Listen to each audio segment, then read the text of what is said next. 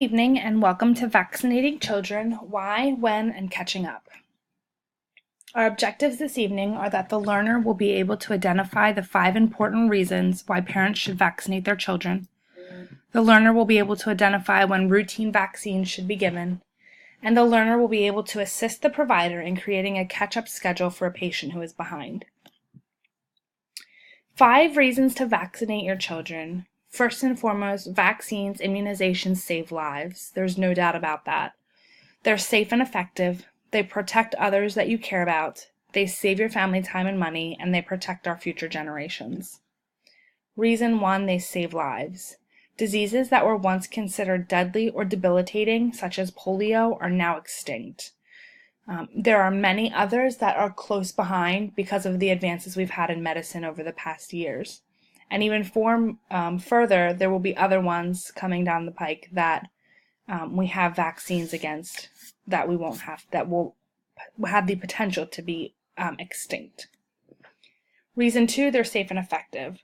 Vaccines go through a very rigorous process, being reviewed by scientists, doctors, and other healthcare professionals prior to being available to patients. So it's not like one day they're thought of and the next day they're given. This is years-long work and research that is being conducted by these scientists, doctors, and healthcare professionals to make sure that the vaccination is what it needs to be, that it's going to cover patients, and that we're not harming patients in the long run. Reason 3, protect others you care for. Not everyone is a candidate for vaccinations. There are babies that you will see on the CDC document that I'll show you in a few slides that based on age recommendation, the baby is not a candidate for the vaccine. There are also patients that are immunocompromised that are not candidates for vaccines or certain vaccines, so that leaves them open to risk and exposure.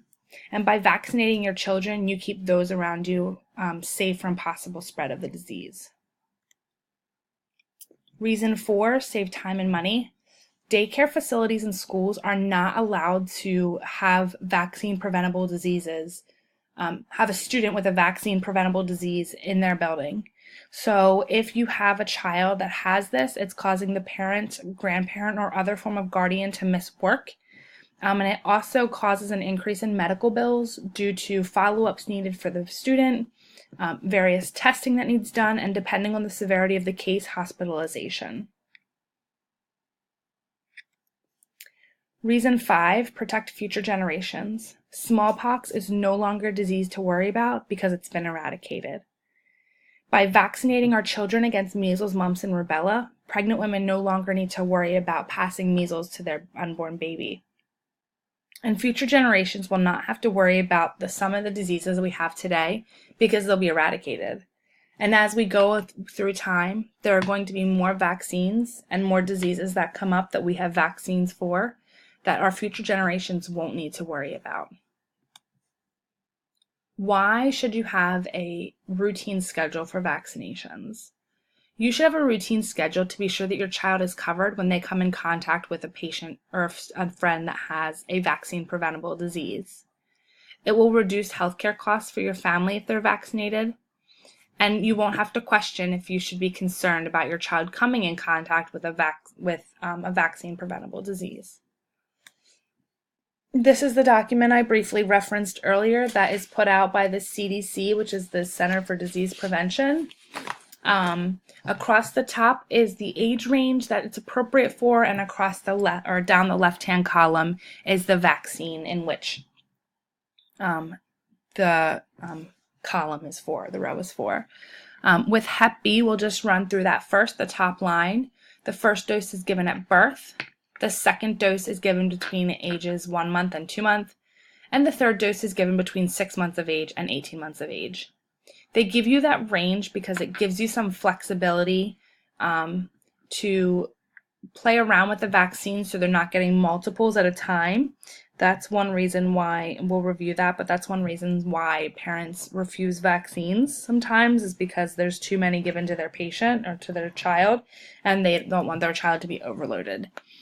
These are all recommended by the CDC, and each manufacturer also puts out their recommendations, but it's advised that you go off of the CDC's, which correlates with the the manufacturer has. As you can see on 2 months, the patient or the child potentially has the ability to get 6 different vaccines, depending on the hepatitis B, if they get it in month 1 or month 2. But one thing to note is the rotavirus is oral, so that's not an injection. And another thing to note is that there's combination vaccines out there so that the child doesn't need to be stuck 5 times. DTaP would be by itself, and pneumo is by itself. So the IPV, which is the polio, and the Hib and Hep B would be together so that they're getting one shot, but it covers them for 3 different diagnoses. Now we're going to take a few minutes. We're going to take about 20 minutes to have a breakout session. I'd like you to go with the handouts that you were given when you came in and create a schedule, a routine schedule for a patient. And then we'll meet back.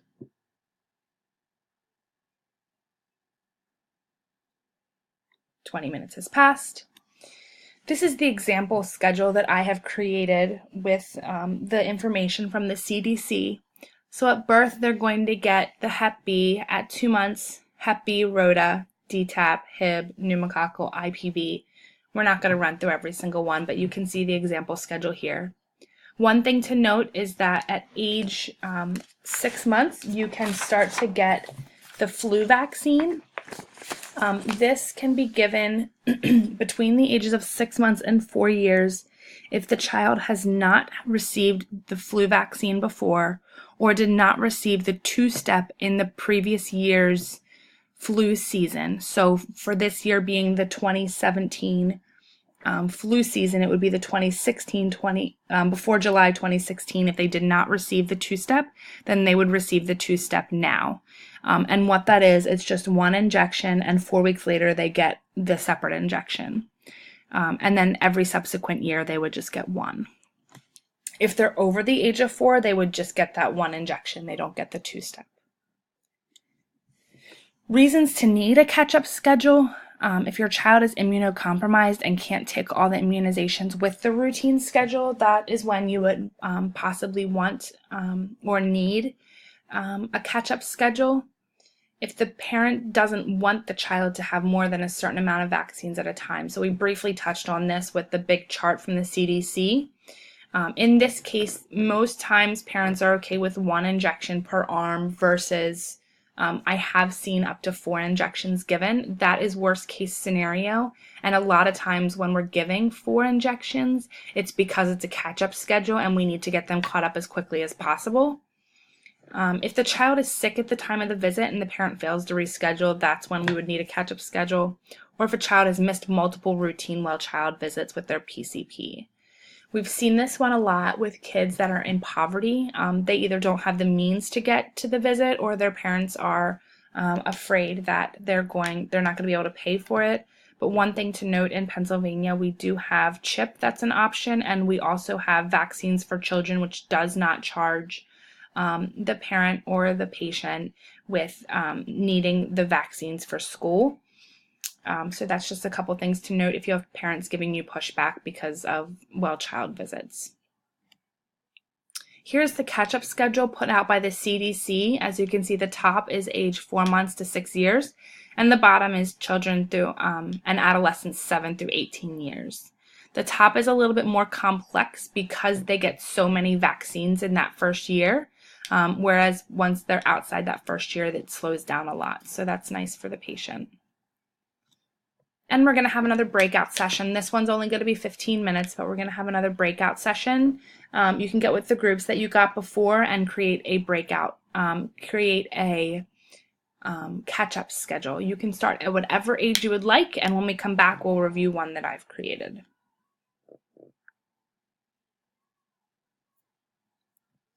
All right, welcome back.